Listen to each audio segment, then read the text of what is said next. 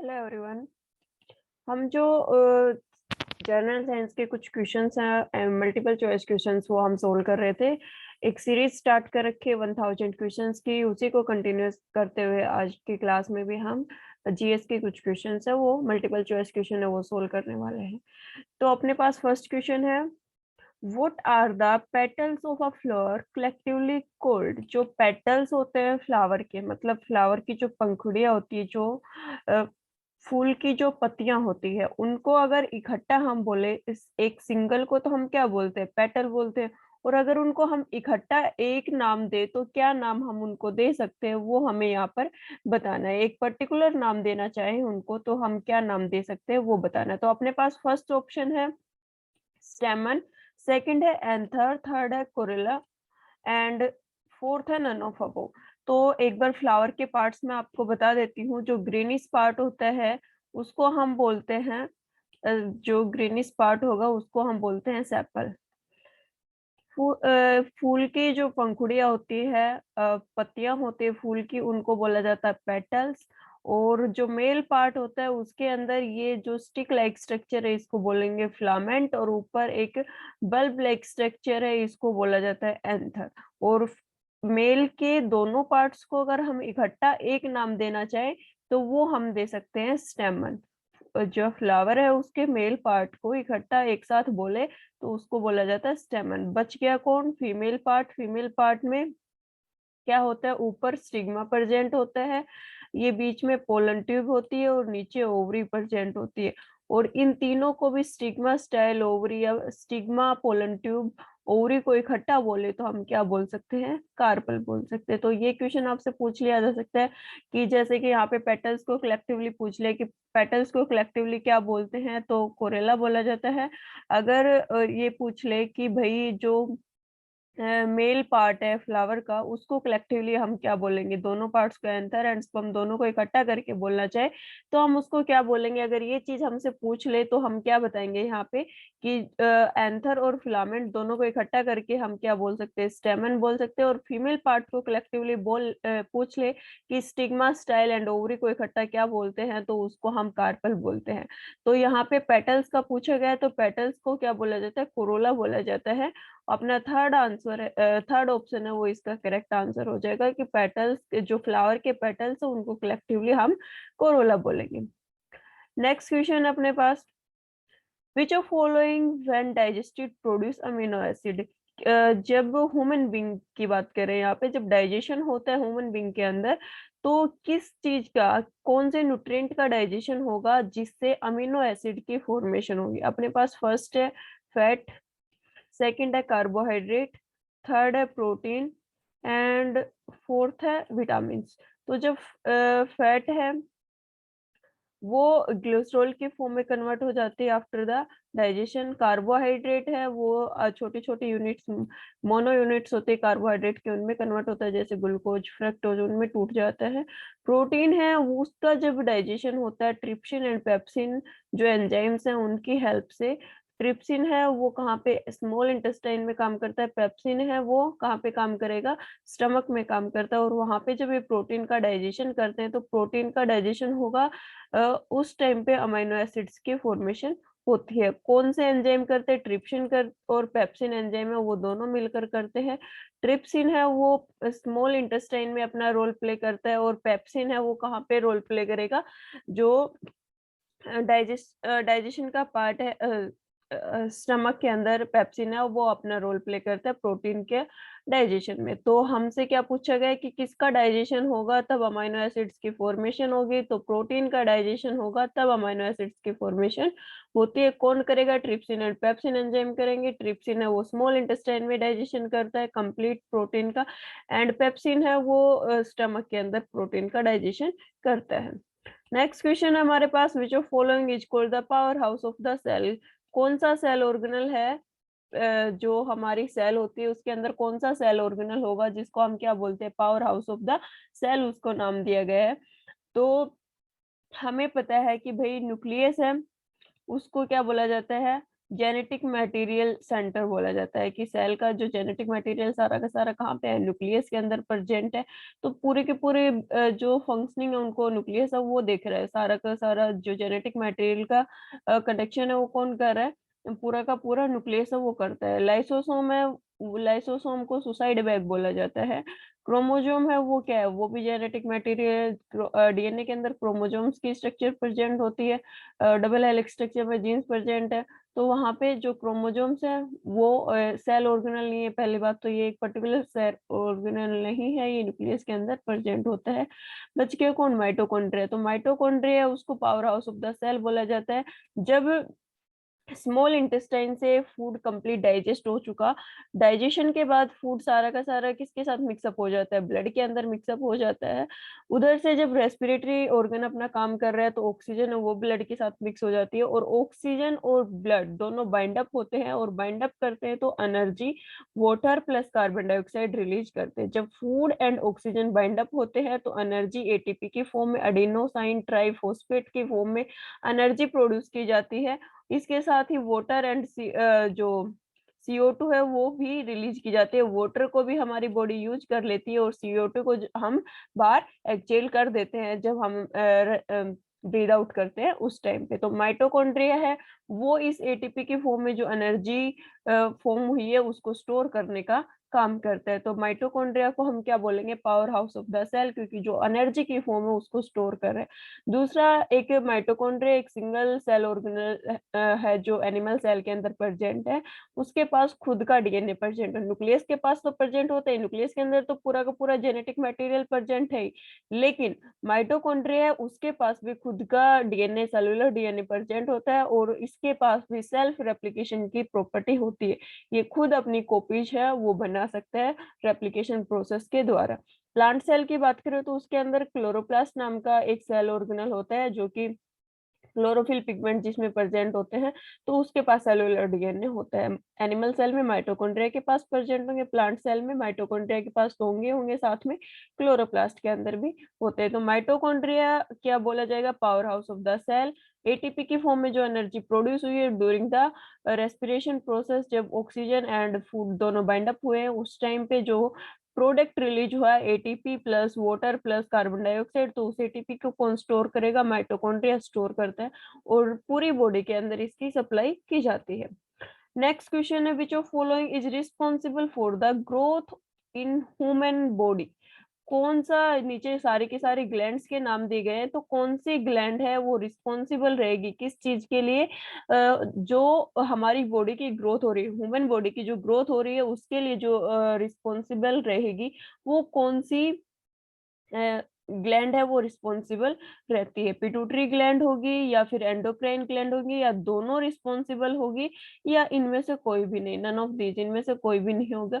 तो जो pituitary gland होती है, जो पिट्यूटरी ग्लैंड है वो ग्रोथ हार्मोन रिलीज करती है, जो ग्रोथ हार्मोन है वो रिलीज करती है, और यही ग्रोथ हार्मोन है वो हमारी बॉडी की ग्रोथ को रेगुलेट करता है। तो कौन सी ग्लैंड रिस्पॉन्सिबल हुई हमारी बॉडी की ग्रोथ के लिए, पिट्यूटरी ग्लैंड। पिट्यूटरी ग्लैंड है वो ग्रोथ हार्मोन्स रिलीज करती है जो कि हमारी बॉडी की ग्रोथ को एनहांस करते हैं। तो फर्स्ट ऑप्शन है वो इसका राइट आंसर हो जाएगा।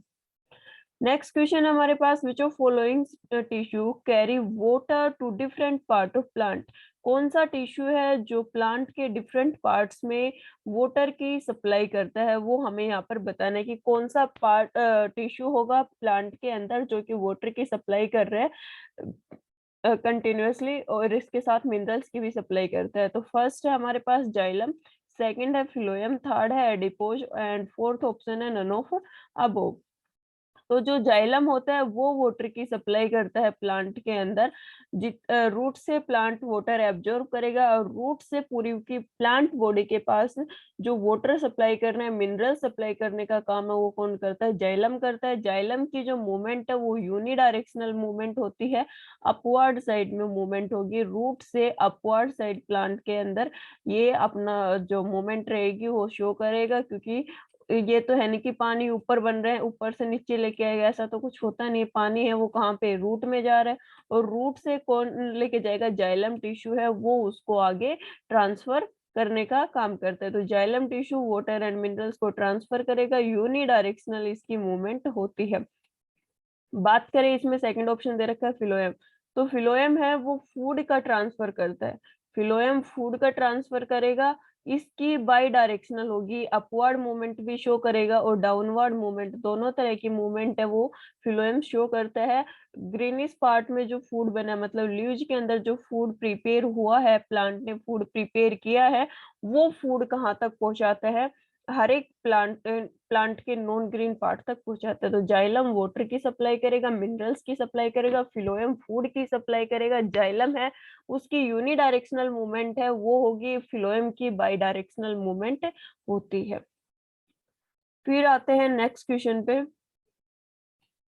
DNA is a crucial part of human cell. DNA वो हमारी बॉडी का एक बहुत ही इंपॉर्टेंट पार्ट है, क्योंकि हमारी बॉडी का जो ब्लूप्रिंट है वही क्या है, डीएनए है, हमारी सेल्स है उनकी फॉर्मेशन, मतलब हमारी बॉडी की फॉर्मेशन किससे हुई है, डीएनए से हुई, हमारे पेरेंट्स से डीएनए आया था, उसी से हमारी बॉडी सेल्स डिवाइड होती गई, हमारी बॉडी की फॉर्मेशन हुई। Which of following are likely to find in DNA. DNA के अंदर ही अलग अलग टाइप की शुगर दे रखी है, इनमें से कौन सी स्ट्रक्चर शुगर प्रेजेंट होगी डीएनए के अंदर, वो हमें यहाँ पर बताना है। तो फर्स्ट ऑप्शन है हमारे पास पेंटोज, सेकंड है हेक्सोज, थर्ड है सेडा हेप्टुलोज, या फिर नन ऑफ अबोव। तो जो पेंटोज शुगर है वो प्रेजेंट होती है किसके अंदर, डीएनए के अंदर। कार्बन मॉलिक्यूल्स 5 होंगे, पेंटोज शुगर है वो प्रेजेंट होती है किसके अंदर, जो डीएनए मॉलिक्यूल है उसके अंदर पेंटोज शुगर है वो प्रेजेंट होती है। नेक्स्ट क्वेश्चन है अपने पास, which is the largest part of human brain. Human brain का जो लार्जेस्ट पार्ट है वो हमें यहाँ पर बताने की सबसे बड़ा पार्ट ह्यूमन ब्रेन का कौन सा होगा। तो मेनली 3 पार्ट्स पढ़ते हैं, मिडुला ऑब्लिंगेटा, सेरिबेलम एंड सेरिब्रम। कौन सा पार्ट होगा वो सबसे बड़ा पार्ट होगा। तो फर्स्ट ऑप्शन अपने पास दे रखा मिडुला ऑब्लिंगेटा, सेकंड है सेरिबेलम, थर्ड है सेरिब्रम एंड फोर्थ ऑप्शन है मिड ब्रेन। तो जो सेरिब्रम वाला पार्ट होता है ब्रेन का, सेरिब्रम वाला पार्ट है ये क्या है, largest part of the brain. Cerebrum is the largest part of the brain. यहाँ पे कंफ्यूज नहीं होना है, एल और आर का ही डिफरेंस है, यहाँ पे सेरिब्रम है, यहाँ पे सेरिब्लम है। तो यहाँ पे कंफ्यूजन नहीं होना है कि भाई सेरिब्लम आएगा या सेरिब्रम आएगा। तो सेरिब्रम है वो लार्जेस्ट पार्ट होता है हमारे ब्रेन का। नेक्स्ट क्वेश्चन अपने पास, which element gives the green colour to the leaves. कौन सा एलिमेंट है जो प्लांट की पत्तियों को हरा रंग देता है, ग्रीन कलर है वो प्रोवाइड करता है। तो फर्स्ट ऑप्शन दे रखा है मेटेलिक आयन, सेकंड ऑप्शन दे रखा है हीमोग्लोबिन, फोर्थ है आयरन एंड थर्ड है आयरन, फोर्थ है क्लोरोफिल। तो जो क्लोरोफिल पिगमेंट है वो क्या करता है, प्लांट्स को ग्रीन कलर प्रोवाइड करता है। क्लोरोफिल कहाँ पे प्रेजेंट होगा, प्लांट्स के अंदर क्लोरोप्लास्ट प्रेजेंट होता है, उसके अंदर क्लोरोफिल प्रेजेंट होता है। और क्लोरोप्लास्ट कौन सी सेल्स में प्रेजेंट होता है, मीजोफिल सेल्स होती है उनके अंदर क्या प्रेजेंट होता है, क्लोरोप्लास्ट प्रेजेंट होगा, और उस क्लोरोप्लास्ट के अंदर क्लोरोफिल पिगमेंट है वो प्रेजेंट होता है। तो ये पूरी की पूरी क्लोरोफिल पिगमेंट की वजह से क्या होता है, प्लांट्स का ग्रीनिश कलर होता है। क्लोरोफिल है वो पिगमेंट है वो क्या, लाइट को एब्जॉर्प्शन में हेल्प करेगा, सनलाइट आ रही उसके एब्जॉर्प्शन में, CO2 के एब्जॉर्प्शन में हेल्प करता है, ओवरऑल फोटोसिंथेसिस की प्रोसेस को ये एनहांस करने का काम करता है, मेन रोल वहां पे प्ले करता है क्लोरोफिल पिगमेंट।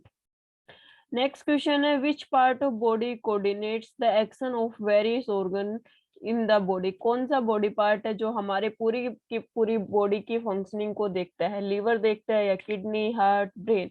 तो जो ब्रेन है वो हमारी बॉडी की पूरी फंक्शनिंग को देखता है। ब्रेन के पास मैसेज पहुंचाते हैं हमारे सेंस ऑर्गन्स, जो 5 सेंस ऑर्गन होते हैं वो पूरा मैसेज नर्व सेल्स के थ्रू ब्रेन तक पहुंचाते हैं, और ब्रेन उस चीज को डिकोड एनकोड करके और फिर उसका हमें मैसेज देता है। पूरी की फंक्शनिंग, हमारी बॉडी का कौन सा पार्ट कैसे फंक्शन कर रहा है, ये सारी चीजें कौन कोऑर्डिनेट करता है, हमारा जो ब्रेन होता है वो कोऑर्डिनेट करता है। तो फोर्थ ऑप्शन है वो इसका राइट आंसर हो जाएगा कि भाई जो ब्रेन है वो कोऑर्डिनेट करेगा ऑल बॉडी फंक्शंस को।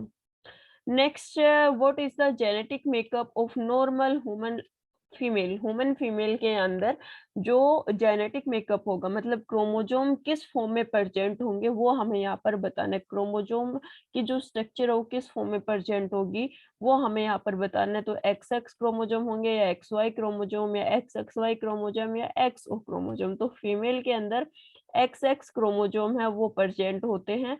एक्स एक्स एक्स की फॉर्म में जो क्रोमोजोम है वो प्रेजेंट होते हैं। अगर बात करें मेल की, तो मेल के अंदर एक्स वाई क्रोमोजोम प्रेजेंट होते हैं।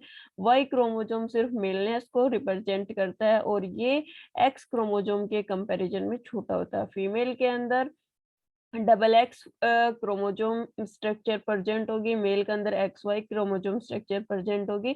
वाई है वो सिर्फ मेलनेस को रिप्रेजेंट करता है। यहाँ पे फीमेल का पूछा गया है तो हमारा फर्स्ट ऑप्शन है वो इसका राइट आंसर हो जाएगा। नेक्स्ट क्वेश्चन है विच is the largest gland in the human body. Largest gland कौन सी है ह्यूमन बॉडी के अंदर वो हमें यहाँ पर बताना है। तो सबसे बड़ी ग्लैंड कौन सी होगी? फर्स्ट ऑप्शन दे रखा है पिट्यूटरी ग्लैंड, सेकंड है स्किन, थर्ड है लीवर, फोर्थ है लार्ज इंटेस्टाइन। तो लार्ज इंटेस्टाइन और स्किन ये दोनों तो ग्लैंड ही नहीं है। जो ग्लैंड है वो ही नहीं है, ना स्किन ग्लैंड है ना ही लार्ज इंटेस्टाइन। स्किन है वो हमारा सेंस ऑर्गन होता है और लार्ज इंटेस्टाइन हमारे डाइजेस्टिव सिस्टम का एक पार्ट होता है। पिट्यूटरी ग्लैंड और लीवर, इनमें से बच गया कि भाई इनमें से कौन सा होगा, तो लार्जेस्ट ग्लैंड होता है हमारा लीवर। लीवर को as a largest gland count किया जाता है। तो थर्ड ऑप्शन है वो हमारा इसका राइट आंसर हो जाएगा। नेक्स्ट क्वेश्चन है हमारे पास, temporary hardness of water is due to the presence of. यहाँ पे टेम्परेरी हार्डनेस पूछी गई है। लास्ट क्लास हुई थी उसमें हमने परमानेंट हार्डनेस की बात की थी कि जो परमानेंट हार्डनेस है वाटर के अंदर वो किसकी वजह से होती है, कौन से केमिकल की वजह से वो हार्डनेस परमानेंट हार्डनेस होती है वाटर के अंदर। तो वो हो रही थी किसकी वजह से? कैल्शियम सल्फेट की वजह से। यहाँ पे क्या पूछा गया है? टेम्परेरी हार्डनेस पूछ रहा है तो कैल्शियम बाइकार्बोनेट, कैल्शियम बाइकार्बोनेट की वजह से टेम्परेरी हार्डनेस होती है किसके अंदर? वाटर के अंदर। तो राइट आंसर हो जाएगा इसका सेकंड। नेक्स्ट क्वेश्चन है empirical formula of glucose. Glucose का फॉर्मूला बताना है हमें। तो ग्लूकोज का फॉर्मूला क्या हो जाएगा? C6H12O6। ये तो बहुत मतलब थर्ड फोर्थ क्लास से पढ़ते हुए आ रहे हो फोटोसिंथेसिस प्रोसेस में कि भाई फोटोसिंथेसिस का प्रोडक्ट क्या होगा? ग्लूकोज होगा। ग्लूकोज का फॉर्मूला क्या होता है? C6H12O6 है वो उसका फॉर्मूला होता है। तो अपना फर्स्ट ऑप्शन है वो इसका राइट आंसर हो जाएगा। The empirical formula of glucose is C6H12O6। Next question है what are the main constituents of acid rain. Acid rain के मेन कॉन्स्टिट्यूएंट कंपोनेंट्स हमें यहाँ पे बताने हैं कि कौन कौन से कंपोनेंट होंगे एसिड रेन में जो पार्टिसिपेट करते हैं। जो नॉर्मल रेन आ रही है उसको एसिडिक मीडियम दे रहे हैं, वो कौन से कंपोनेंट्स है वो हमें यहाँ पर बताने हैं।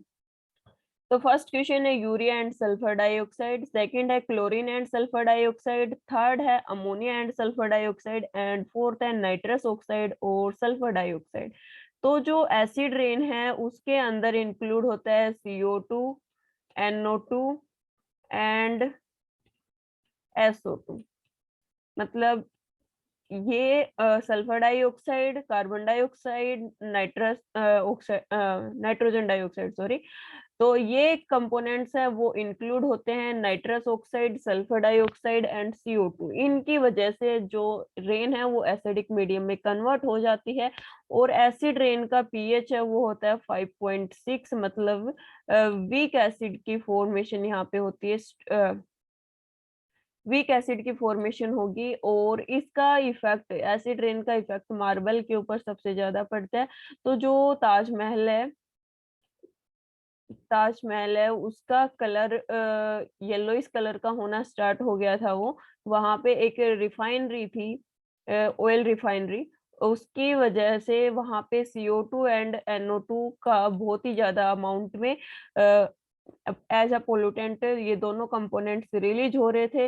इसकी वजह से ये एसिड को सॉरी रेन को एसिडिक मीडियम प्रोवाइड कर रहे थे और वो एसिडिक रेन किसके साथ? ताजमहल का जो मार्बल है उसके साथ रिएक्ट कर रही थी और इस वजह से उसका येलोइश कलर की सॉरी व्हाइटिश कलर किसमें? येलोइश कलर में कन्वर्ट होना स्टार्ट हो गया था। तो अभी गवर्नमेंट ने क्या किया है, उस रिफाइनरी को ही वहां से पोस्टपोन मतलब दूसरी जगह सेटल करवा दिया गया, वहां से बंद करवा दिया गया था और उसको स्पेशल दूसरी जगह पे लगाने के लिए लैंड एरिया प्रोवाइड किया गया।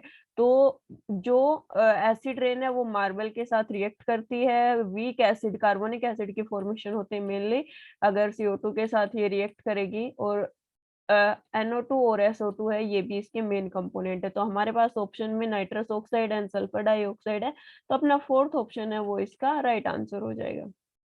नेक्स्ट क्वेश्चन है, largest gas by volume in biogas. Biogas plant लगाते हैं तो उसमें जितना भी ऑर्गेनिक वेस्ट होता है उससे हमें एक तो मैन्योर फर्टिलाइजर्स, ऑर्गेनिक फर्टिलाइजर्स बनाने होते हैं।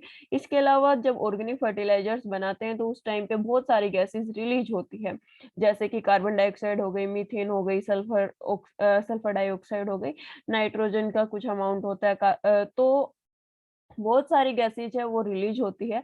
तो उनमें सबसे ज्यादा कौन सी गैस रिलीज होगी जब एक बायोगैस प्लांट लगाते हैं, उसमें जो ऑर्गेनिक फर्टिलाइजर है उनकी फॉर्मेशन की जाती है, उस टाइम पे कौन सी गैस सबसे ज्यादा अमाउंट में रिलीज होती है? मीथेन होगी या हाइड्रोजन, नाइट्रोजन या कार्बन डाइऑक्साइड? तो सबसे ज्यादा मीथेन होती है, इसके जो परसेंटेज होगी वो 50 to 60% मीथेन है वो उसका प्रोडक्शन होता है, और 40 to 50% CO2 का प्रोडक्शन होता है बायोगैस प्लांट से, एंड रिमेनिंग 1%, 1 to 10% में आप काउंट कर सकते हो, बाकी सल्फर, नाइट्रोजन, जो जो गैसेज बच गई वो सारी इसके अंदर आएंगी। तो सबसे ज्यादा जो प्रोडक्शन है कौन सी गैस का हो रहा है? मीथेन का हो रहा है, तो अपना फर्स्ट ऑप्शन है वो इसका राइट आंसर हो जाएगा।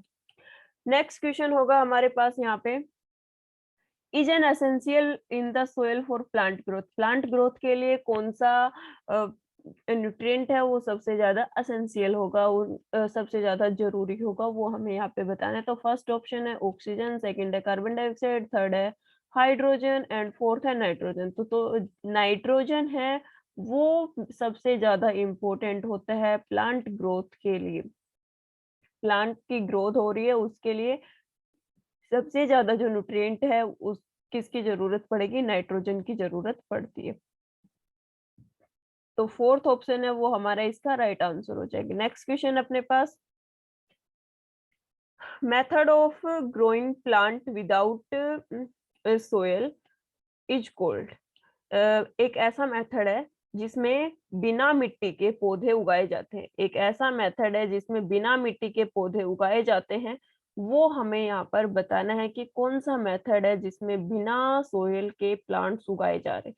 तो फर्स्ट है एग्रोलॉजी, सेकंड है हाइड्रोपोनिक्स, थर्ड है पोमोलॉजी एंड फोर्थ है एंथ्रोलॉजी। तो एग्रोलॉजी में प्लांट्स ग्रो किए जा रहे हैं किसमें? सोइल के अंदर। पोमोलॉजी में फ्रूट्स वगैरह ग्रो करते हैं, उस टेक्निक को बोला जाता है पोमोलॉजी।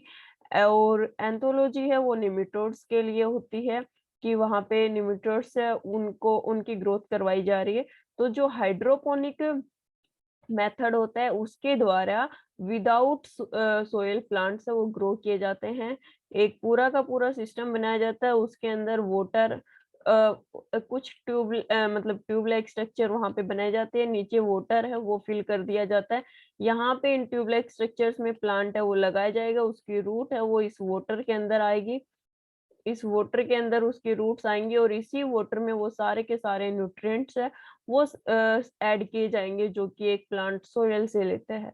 सोयल्स के जितने भी प्लांट न्यूट्रिएंट्स गेन करता है वो सारे के सारे इस वाटर के अंदर मिक्स किए जाते हैं। तो कौन सी टेक्निक के द्वारा ये प्रोसेस होती है? हाइड्रोपोनिक। हाइड्रोपोनिक मेथड है, उसके द्वारा हम विदाउट सोयल भी वो प्लांट्स है वो ग्रो कर सकते हैं। नेक्स्ट क्वेश्चन है, fossils are found in. Fossils है वो कहाँ पर पाए जाते हैं? फर्स्ट ऑप्शन है इग्नियस रॉक, सेकंड है क्वार्ट्स, थर्ड है सोयल एंड फोर्थ है सेडिमेंट्री। तो इग्नियस रॉक है वो किसकी वजह से फॉर्मेशन होती है? Due to the volcano. Volcano की वजह से इग्नियस रॉक्स की फॉर्मेशन होती है। क्वार्ट्स है वो एक टाइप की इग्नियस रॉक ही है, मतलब उस ये का एक टाइप है। सोयल है वो अपर मोस्ट पार्ट होती है, अपर मोस्ट पार्ट में कभी फॉसिल्स है वो नहीं मिलते। तो कौन सा ऑप्शन बच गया? सेडिमेंट्री रॉक्स के अंदर क्या प्रेजेंट होते हैं? फॉसिल्स है वो प्रेजेंट होते हैं। फॉसिल्स क्या होते हैं?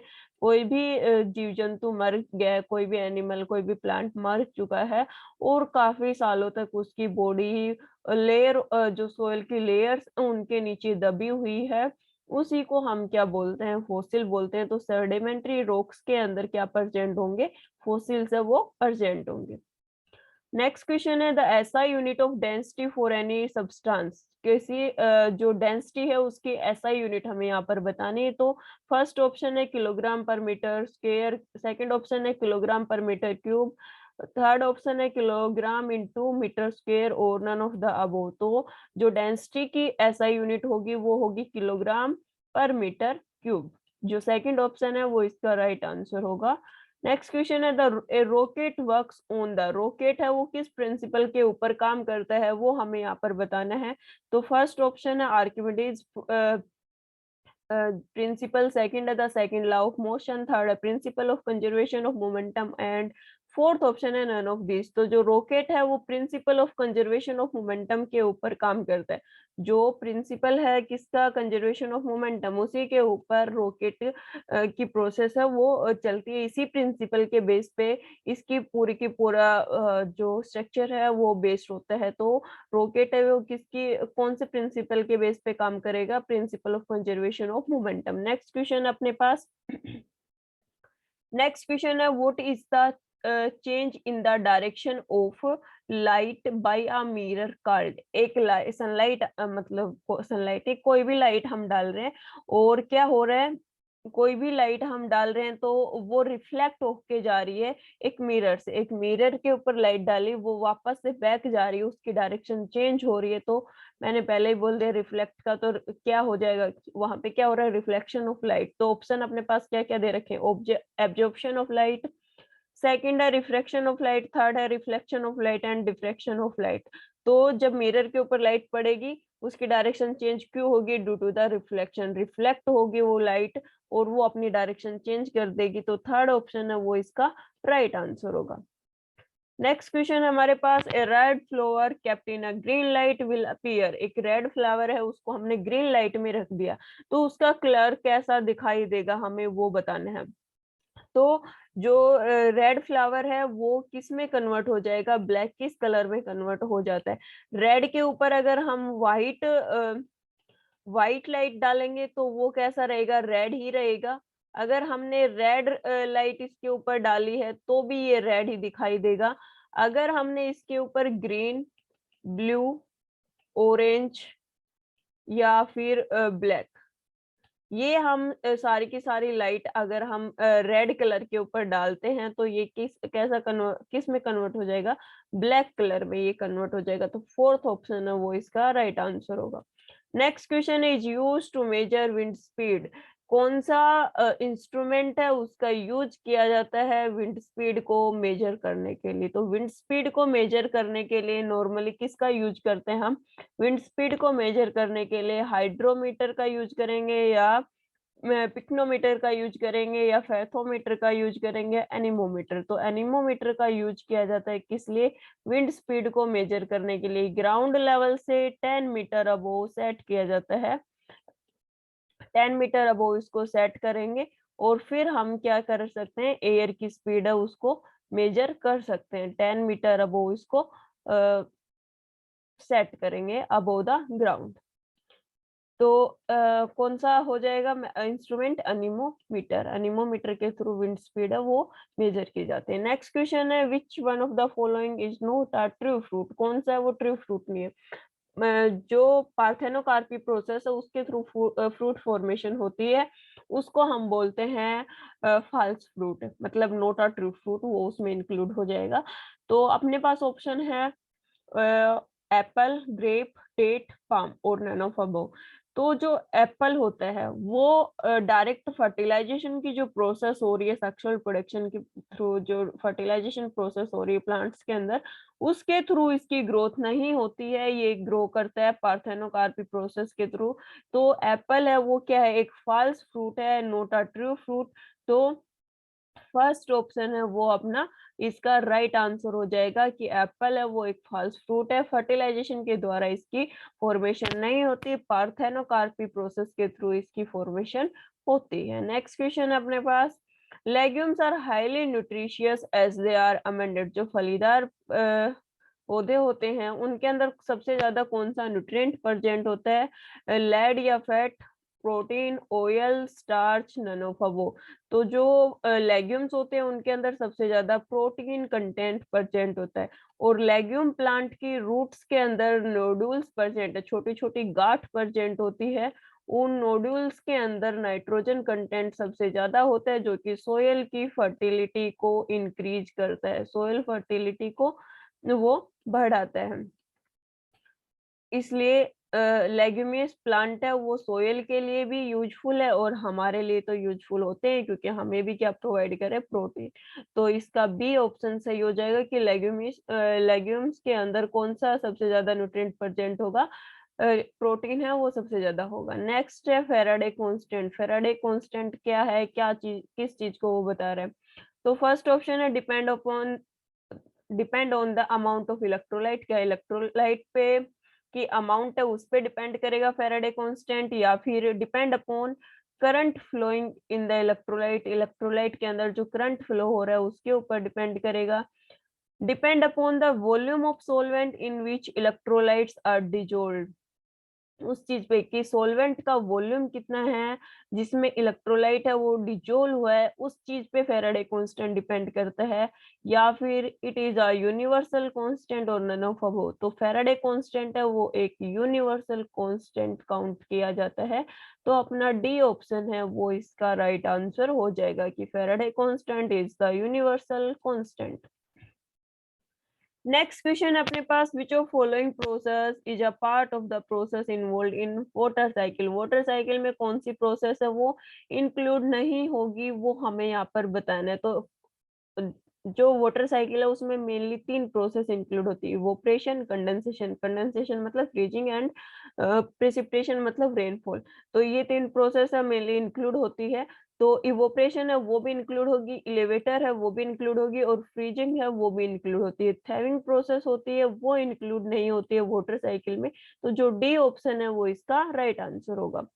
नेक्स्ट क्वेश्चन अपने पास, which of following mineral deficiency cause anaemia. कौन से मिनरल की डेफिशिएंसी हो जाएगी हमारी बॉडी में जिसकी वजह से हमारे अंदर जो अनीमिया डिजीज है वो हो जाती है, खून की कमी हमारे अंदर हो जाती है। तो कौन से मिनरल की वजह से होगी। फर्स्ट ऑप्शन है मैग्नीशियम, सेकंड है आयरन, थर्ड है जिंक, एंड डी ऑप्शन है लेड। तो आयरन की डेफिशिएंसी से हमें अनीमिया डिजीज होती है, और अनीमिया डिजीज को मतलब जिस भी पर्सन को उसको ये बोला जाता है कि ज्यादा से ज्यादा ग्रीन लीफी वेजिटेबल्स खाए, ग्रीन लीफी वेजिटेबल्स, क्योंकि उनके अंदर अनीमिया, सॉरी उनके अंदर आयरन है वो बहुत ही हाईली अमाउंट में प्रेजेंट होता है। तो वो जो भी डेफिशिएंसी है उसको कंप्लीट कर देगा। तो आयरन की वजह से अनीमिया डिजीज है वो होती है। नेक्स्ट क्वेश्चन अपने पास, नेक्स्ट क्वेश्चन होगा, which of following is a commonly use chemical method to purify water. कौन सा केमिकल मेथड है जिसको वाटर को प्यूरिफाई करने में यूज किया जाता है। तो फर्स्ट है हाइबरनेशन। हाइबरनेशन एक मेथड नहीं है। हाइबरनेशन एक उन एनिमल्स को बोलते हैं जो कि सर्दियों में लॉन्ग टाइम पीरियड के लिए स्लीपिंग मोड में चले जाते हैं, उनको उस सिचुएशन को क्या बोला जाता है, हाइबरनेशन बोला जाता है। सेकंड ऑप्शन है एक्सक्यूटिव, थर्ड सी ऑप्शन है क्लोरिनेशन, एंड फोर्थ है डीनाइट्रिफिकेशन। डीनाइट्रिफिकेशन है नाइट्रोजन साइकिल का एक टाइप है जिसमें नाइट्रोजन है वो एटमॉस्फेरिक नाइट्रोजन में वापस से कन्वर्ट होता है, उस स्टेप को इंक्लूड करते हैं। तो क्लोरिनेशन की प्रोसेस है उसके द्वारा जो हमारा वाटर है उसको हम क्लीन केमिकल मेथड के द्वारा उसको क्लीन कर सकते हैं। क्लोरीन की टैबलेट्स है वो ऐड की जाती है और उसके बाद वाटर को प्यूरिफाई किया जाता है। तो ऑप्शन नंबर सी है वो इसका राइट आंसर हो जाएगा। नेक्स्ट क्वेश्चन अपने पास, which of following is a good source of vitamin A. Vitamin A का सोर्स पूछा गया। विटामिन ए का साइंटिफिक नेम होता है रेटिनोल। तो अपने पास फर्स्ट ऑप्शन है फिश ऑयल, बी ऑप्शन है शुगर, सी ऑप्शन है बनाना एंड डी ऑप्शन है कोकोनट ऑयल। तो जो फिश ऑयल है उसके अंदर विटामिन ए बहुत ही ज्यादा प्रेजेंट होता है, तो गुड सोर्स क्या हो गया, फिश ऑयल। विटामिन ए का जो साइंटिफिक नेम है वो है रेटिनोल एंड इसके डेफिशिएंसी के विटामिन ए की डेफिशिएंसी की वजह से नाइट ब्लाइंडनेस की डिजीज हमें हो जाती है। नाइट ब्लाइंडनेस की डिजीज हो जाती है। फिश ऑयल है वो क्या होगा, good source of the vitamin A. Next question अपने पास, sound could not travel which of the following medium. Sound है वो कौन से मीडियम के थ्रू पास नहीं होगी। फर्स्ट है गैस, गैस के थ्रू पास होगी क्योंकि एयर ही तो है, एयर ही तो मेन मीडियम होता है, एयर के अंदर तो बहुत सारी गैसेस प्रेजेंट होती है। तो गैस है वो एज अ मीडियम काउंट होगा। फ्लूइड है उसके अंदर से भी वाटर सॉरी जो साउंड है वो ट्रांसफर होगी। मेटल सॉलिड की फॉर्म आ गई, वहां से भी क्या मेटल है वो ट्रांसफर होता है। बच गया कौन, वैक्यूम। वैक्यूम में से पास नहीं होती है साउंड, क्यों पास नहीं होती, क्योंकि वहां पे एयर अब्सेंट होती है। एयर है वो नहीं प्रेजेंट होती वहां पे, इस वजह से क्या होगा, वैक्यूम के थ्रू वो जो साउंड है वो प्रोड्यूस नहीं होगी, क्योंकि सॉरी साउंड है वो ट्रांसफर नहीं होगी, क्योंकि साउंड को ट्रांसफर होने के लिए एक मीडियम चाहिए होता है और वो मीडियम मेनली हम एयर को यूज करते हैं। वैक्यूम में एयर प्रेजेंट नहीं है तो वहां पर साउंड है वो ट्रांसफर नहीं होती है। नेक्स्ट क्वेश्चन अपने पास, which of following is the form of calcium carbonate. Calcium carbonate की फॉर्म कौन सी है वो हमें यहाँ पर बताना है। Washing soda, baking soda, limestone या टेबल साल्ट। तो जो लाइमस्टोन है वो क्या होता है, form of the calcium carbonate. C option है वो इसका राइट आंसर हो जाएगा। टेबल साल्ट जिसको सोडियम क्लोराइड हम बोलते हैं। तो अपने अपने से कैल्शियम कार्बोनेट का पूछा गया तो अपना ऑप्शन नंबर सी है वो इसका राइट आंसर हो जाएगा। नेक्स्ट क्वेश्चन है, which of following is necessary in the diet for normal functioning of thyroid gland. हमारी जो थायराइड ग्लैंड है, हमारी बॉडी के अंदर थायराइड ग्लैंड प्रेजेंट होती है, वो प्रॉपर फंक्शनिंग करती रहे तो उसके लिए कौन से मिनरल की हमारी बॉडी को जरूरत पड़ेगी, कि हमारी डाइट में वो चीज होनी ही होनी चाहिए, जो डेली हम खाना खा रहे हैं उसमें वो चीज होनी चाहिए, तभी हमारी थायराइड ग्लैंड है वो प्रॉपर फंक्शनिंग कर पाएगी। फर्स्ट ऑप्शन है सोडियम, सेकंड है कैल्शियम, थर्ड है आयोडीन, फोर्थ है पोटासियम। तो जो आयोडीन है वो प्रॉपर अमाउंट में होना चाहिए हमारी डाइट में, तभी हमारी थायराइड ग्लैंड वो प्रॉपरली फंक्शनिंग कर पाती है। अगर जो आयोडीन है इसकी डेफिशिएंसी हो जाती है बॉडी के अंदर, तो थायराइड ग्लैंड है उसकी वजह से उसके अंदर स्वेलिंग हो जाती है और ग्वाइटर डिजीज है वो हमें हो जाती है। ग्वाइटर डिजीज होती है वो हमें यहाँ पे हो जाएगी और उसमें क्या होता है, जो हमारा नेक वाला पोर्शन है वो स्वेलअप होना स्टार्ट हो जाता है। तो थायराइड ग्लैंड की प्रॉपर फंक्शनिंग के लिए आयोडीन चाहिए। ग्वाइटर डिजीज से बचना है तो आयोडीन की डेफिशिएंसी नहीं होनी चाहिए बॉडी के अंदर। नेक्स्ट क्वेश्चन है, which of following disease caused by the vitamin B thiamine deficiency. जो विटामिन बी है जिसका साइंटिफिक नेम क्या है, थियामिन उसका साइंटिफिक नेम है, तो उसकी वजह से कौन सी डिजीज यहाँ पे होती है वो हमें यहाँ पर बताना है। तो फर्स्ट ऑप्शन है रैकेट्स। रैकेट्स किसकी वजह से होते हैं, विटामिन डी की वजह से होती है। नाइट ब्लाइंडनेस है वो किसकी वजह से होती है, विटामिन ए की वजह से। पेलिग्रा है ये क्या है, ये एक बैक्टीरियल डिजीज है। तो बच गया कौन, बेरी। विटामिन बी की वजह से कौन सी डिजीज होती है, बेरी डिजीज है वो होती है। तो इसका जो राइट आंसर हो जाएगा वो बी ऑप्शन है वो इसका राइट आंसर हो जाएगा। नेक्स्ट क्वेश्चन अपने पास, which of following organs are bile juice. कौन सा ऑर्गन है जो कि बाइल जूस है वो प्रोड्यूस करता है और उसको आगे स्मॉल इंटेस्टाइन तक भी पहुंचाने का काम करता है। तो बाइल जूस है वो कौन प्रोड्यूस करेगा, हार्ट प्रोड्यूस करेगा या ब्रेन प्रोड्यूस करेगा या किडनी या फिर लीवर। तो जो हमारा लीवर होता है वो बाइल जूस का प्रोडक्शन करता है और ये बाइल जूस है इसका काम कहाँ होता है, इसका काम होता है डाइजेस्टिव सिस्टम में। डाइजेस्टिव सिस्टम में ये अपना मेन रोल प्ले करता है, मेनली स्मॉल इंटेस्टाइन में जाके ये अपना रोल प्ले करेगा। क्या करता है, स्टमक से जो एसिडिक मीडियम का फूड आया, जो HCl है, HCl की वजह से HCl प्रेजेंट होता है हमारे स्टमक के अंदर, जो कि प्रोटीन के डाइजेशन के लिए जरूरी होता है। स्टमक में प्रोटीन का डाइजेशन हो रहा है, वहां पे HCl अपना मेन रोल प्ले करता है।